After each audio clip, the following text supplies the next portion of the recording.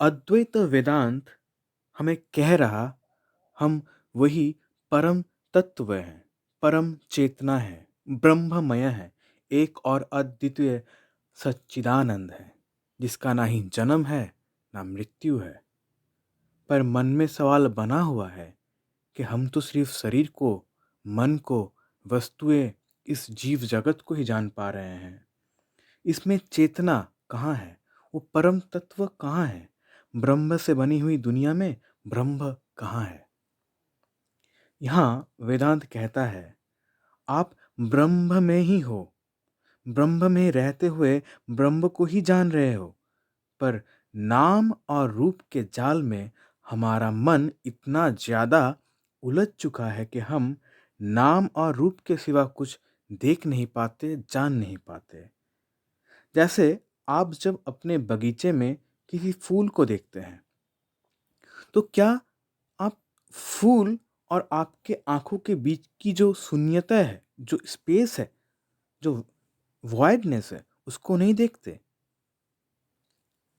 आपका आँख फूल देख रहा, तो जब आँख फूल देख रहा, तो फूल को भी देख रहा और फूल से आपकी आँखों की दूरी है, जो शून्य है, उसको भी देख रहा है। ज़रूर देख रहा है। आप शून्यता को भी जान रहे हैं, पर देखकर भी हमें ज्ञात नहीं हो पाता कि शून्यता को हम भी जान रहे हैं। चीज़ों का अस्तित्व तभी संभव है जब वहाँ शून्यता हो। वैसे ही ब्रह्म से बना हुआ इस संसार में हम ब्रह्म को जान रहे हैं, पर नाम, रूप और क्रिया के आधार पे। पहला जो श्लोक हमने जाना था, वह हमने जाना था कैसे बाहरी दुनिया को आँख जान रहा है, फिर आँखों को मन जान रहा है और मन को चेतना जान रहा है। श्रवण, मनन, निधिध्यासा और या फिर ध्यान से अपने इस अस्तित्व को आप अनायास जान सकते हैं। पर आप पूछ सकते हैं, कैसे हम इस संसार में भी ब्रह्म को जानें? कैसे खुली हुई आँखों से भी ईश्वर को जान पाए? कैसे उस परम चेतना को जान पाए? ये बहुत ही एक गहरा सवाल है। ये बहुत ही एक गहरा सवाल है। कैसे हम आँख खोल के भी उस ब्रह्म को जानें? आँख बंद करके ध्यान में तो हम मन को, इस दुनिया को उतार सकते हैं। इससे अलग होके अपनी चेतना में विश्राम कर सकते हैं। पर आँख खोल के कैसे हम जानें?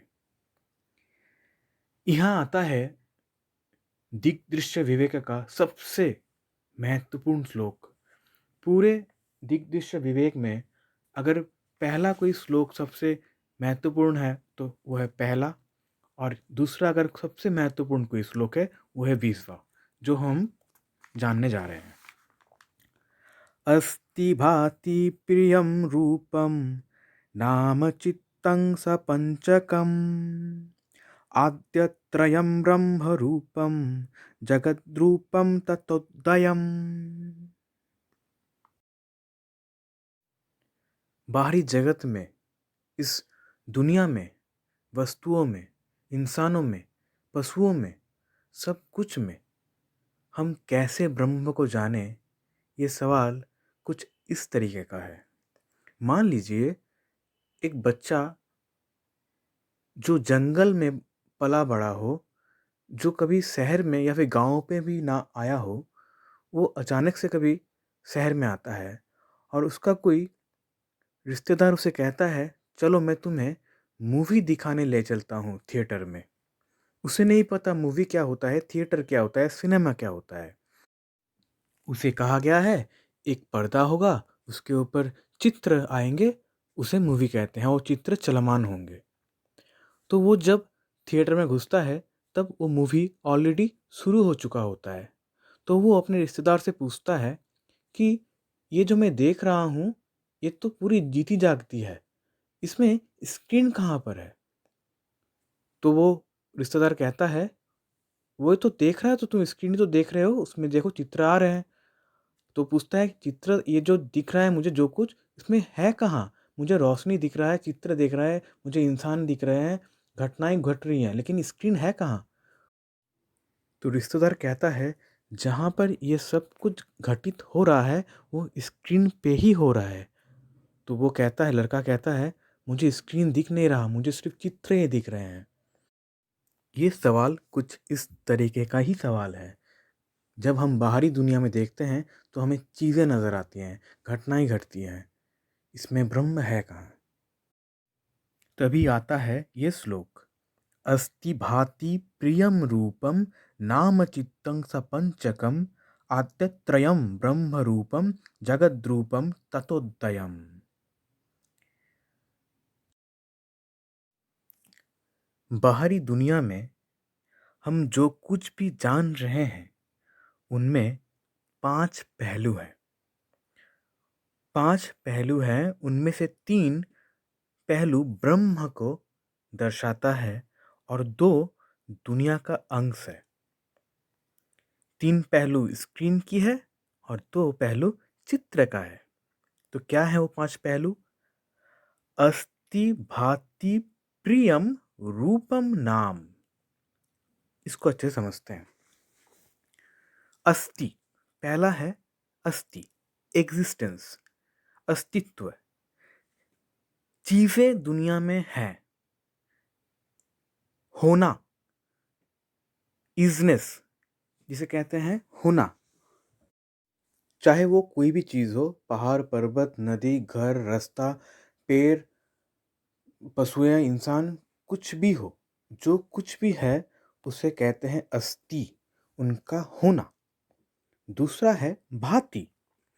चीज़ें हैं दुनिया में और चीज़ों को हम जान सकते हैं। भाति, आँखों से हम देख सकते हैं, कानों से हम सुन सकते हैं, जिह्वा से हम उसका स्वाद ले सकते हैं, छू सकते हैं। तो हम चीज़ें हैं, पहला है अस्ति और दूसरा है भाति, हम चीज़ों को जान सकते हैं, यानी अवेयरनेस। पहला था इजनेस, होना, दूसरा है अवेयरनेस, चीज़ों का जानना, हम उन्हें जानते हैं। तीसरा है प्रियम। प्रियम का मतलब है आनंद, ब्लिस। ये हम बाद में इसको समझते हैं कि प्रियम हर चीज़ में कैसे है। हर एक चीज़ का अस्तित्व प्रियम है, आनंद है, सुखकर है, लेकिन हम उन्हें उनमें सुख नहीं पाते, कभी-कभी दुःख पाते। वो कैसे, हम बाद में जानेंगे। फिर आता है रूपम, यानी आकार, फॉर्म। चीज़ें जो हैं उनका आकार है। ये आकार दुनिया का है, दुनिया का दिया हुआ है। और उसके बाद आता है नाम। जो चीज़ें हैं, जो आकार हैं, उन आकारों का नाम है। जैसे मान लीजिए मेरे हाथ में अभी एक पेन है, तो इस पेन का एक रूप है, आकार है, और इसको हम पेन बुला रहे हैं, तो इसको, ये पेन इसका नाम हो गया।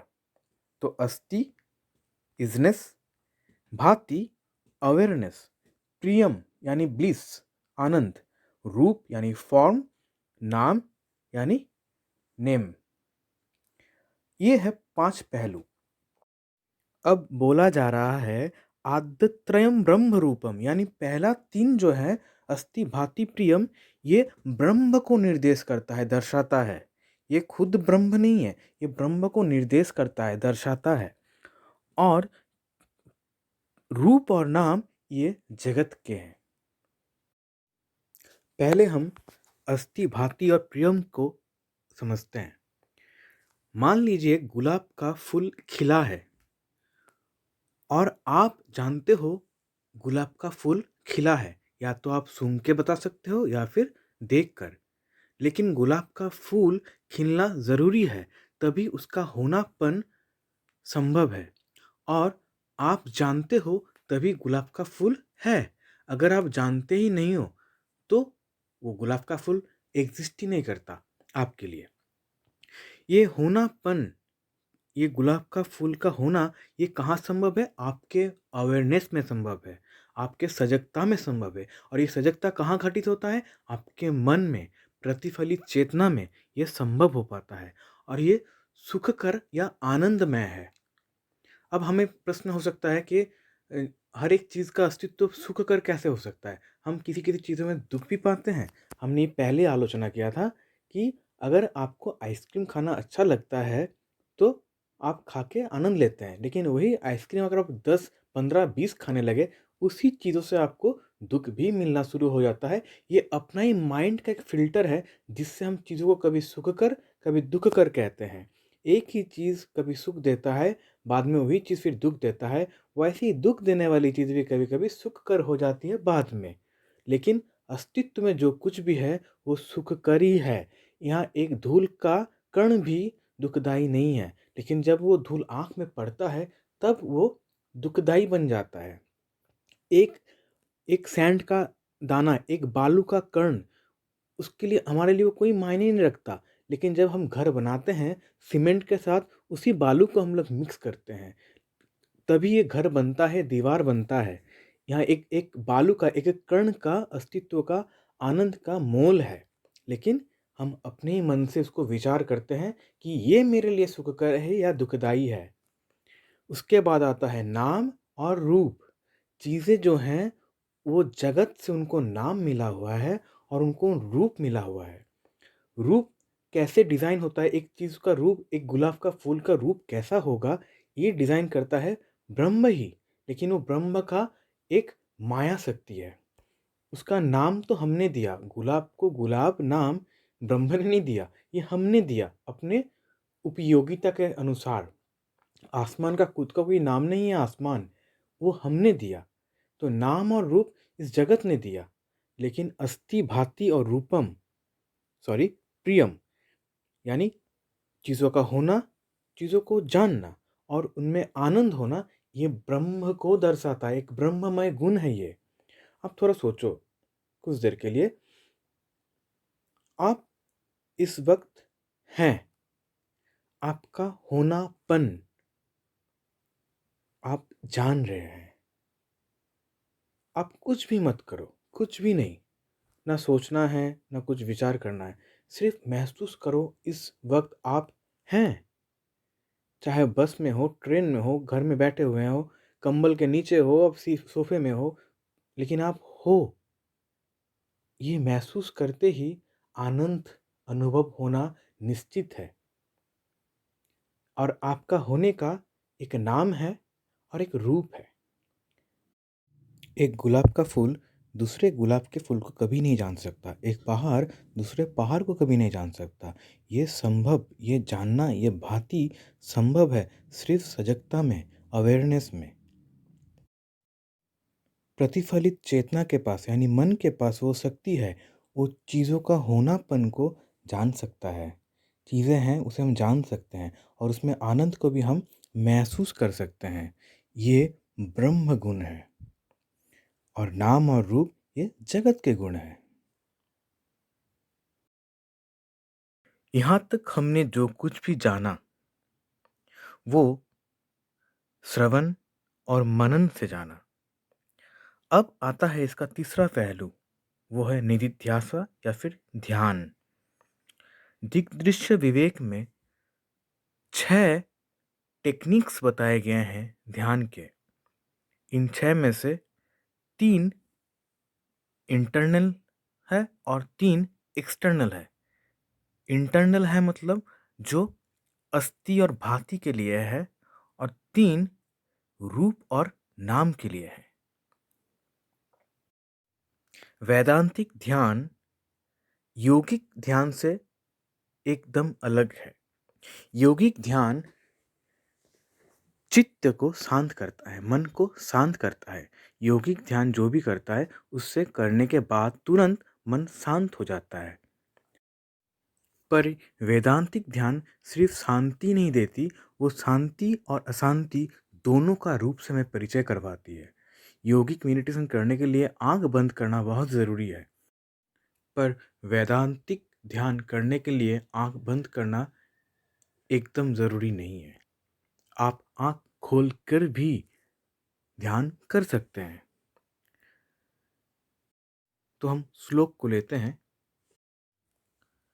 उपेक्षा नाम रूपे द्वे सच्चिदानंद तत्परा समाधिं सर्वदा कुर्याद हृदये बात बाहवही। अब आता है बात कि ध्यान कब तक करना है, कब करना है और क्यों करना है। तो पहला है कब तक करना है। अविरत करना है, विरत नहीं होना है, मतलब कॉन्टिन्यूअसली करना है। यौगिक ध्यान हम लोग या तो सुबह या शाम को करते हैं 20 मिनट, आधा घंटा या फिर 1 घंटे के लिए। लेकिन वैदांतिक मेडिटेशन का कोई निर्धारित समय नहीं है। ये आप कंटिन्यूअसली कर सकते हैं। कब करना है? इसका भी कोई शेड्यूल टाइम नहीं है कि आपको सुबह-सुबह उठ के करना है या तो शाम को करना है। नहीं, आप अनवरत अविरत करें, यानी कंटिन्यूअसली इसको करते जाएँ। और क्यों करना है? हमें ब्रह्म का ज्ञान होने के लिए हमें यह ध्यान करना है। जो टेक्निक्स वेदांतिक में ध्यान में कॉमन है, वह है उपेक्षा नाम रूप। नाम और रूप को हमें उपेक्षा करना है, इग्नोर करना है, क्योंकि नाम और रूप में ही हमारा मन कितने सालों से फँसा हुआ है। हम जब भी कोई चीज़ देखते हैं, उसका नाम को जानते हैं और उसको रूप को देखते हैं। हम उसका होनापन को कभी नहीं जान पाते। चित्र को नहीं, हमें स्क्रीन को जानना है। जिस स्क्रीन पे चित्र उभर के आ रहा है। अस्ति भाति प्रियम, हमें इनमें मन लगाना है, नाम और रूप में नहीं। मान लीजिए आपके पास चावल और रोटी है, तो आप अगर डिफरेंशिएट करते हैं कि नहीं मुझे चावल नहीं खाना, मुझे रोटी खाना है, इसका मतलब आपको उसका गुण पता है, नाम और रूप पता है। हमें नाम और रूप में नहीं फँसना है, हमें हमें मन लगाना है अस्थि पे, होनेपन पे। हम उसे जान रहे हैं, इस जानने में, अवेयरनेस में और आनंद में। तो आगे हम जानेंगे उन 6 वेदांतिक टेक्निक्स ऑफ मेडिटेशंस को। हम जानेंगे कैसे खुली हुई आँखें हो या बंद आँखों में भी हम ध्यान कर सकते हैं और कैसे हम ब्रह्म को जान सकते हैं डायरेक्टली। ओम पूर्णमदः पूर्णमिदं पूर्णात् पूर्णमुदच्यते पूर्णस्य पूर्णमादाय पूर्णमेवावशिष्यते। ओम शांति शांति शांतिः।